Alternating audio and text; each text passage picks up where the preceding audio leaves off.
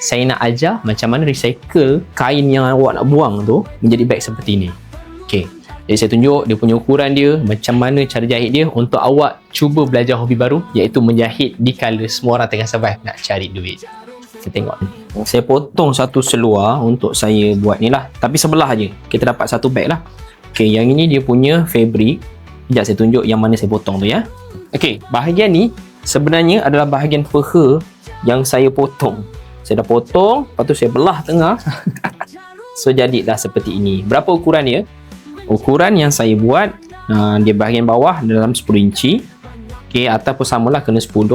Ketinggian dia dalam 15 inci. Lepas tu saya lengkungkan guna pembaris. Okay, lebar ni 2 inci ni untuk tali pemegang dia lah. Saya buat macam ni. Okay, saya turunkan dalam 6 inci. 6 inci daripada atas ni untuk membentuk lengkungan. Buat 2 keping untuk jeans tersebut. Okay, jeans ni lah. Untuk jadikan beg ni lebih boom ciki boom, saya letakkan fabric yang lebih menarik dekat bahagian sebelah dalam. Actually dia boleh guna sebelah dalam dan sebelah luar. Saya nak macam tu. Okay, sekarang saya dah potong beg dia. Ni dia punya kain dalam dia. Cuma batting. Batting pun saya nak bagi dia tebal dan cun sikit beg ni. Okay, so batting kita akan buat 2 keping je macam ni. 1, 2. Saya potong sekejap. Okay, saya dah potong dah fiber carton. Alhamdulillah. Okay, tu saya letakkan sikit fusible tape. Tujuannya saya nak melekatkan fabric ni dengan fiber carton. Tapi nanti kita akan jahit juga. Cuma saya tak nak dia mudah lari. Saya letakkan begini. Okay, kita iron Iron ni tujuannya saya nak lekatkan dan saya nak lepaskan sikit fiber carton ni sebab saya punya ni agak tebal.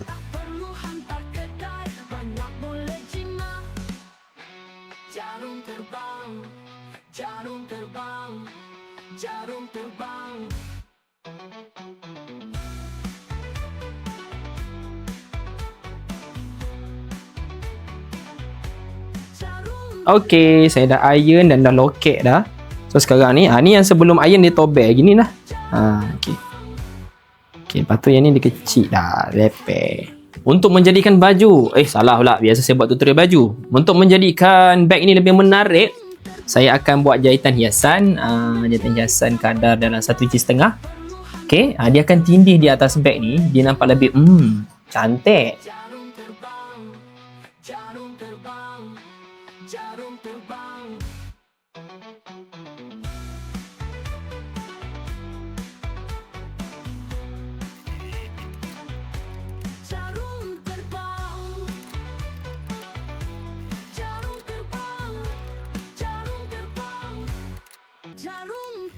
Saya akan tampal dia punya hiasan. Ni tagging kat seluar ni. Saya tepek kat sini. Biar rare sikit. Boleh unik kita punya bag ni. Alright, ni sebelah luar. Ini sebelah dalam. Sorry guys, saya dah tampal poket pula dekat bahagian berlawanan. Baru cantik. Okay, so sekarang ni saya nak letak label lah. Label jarum terbang kat sini. Kalau saya nak jual bag ni, nanti kalau siap saya nak jual, awak rasa berapa saya boleh letak harga? Okay, lepas tu awak semua kena jahit macam ni. Cantum. Okay, saya dah letak label dah. Yang ni kena iron buka.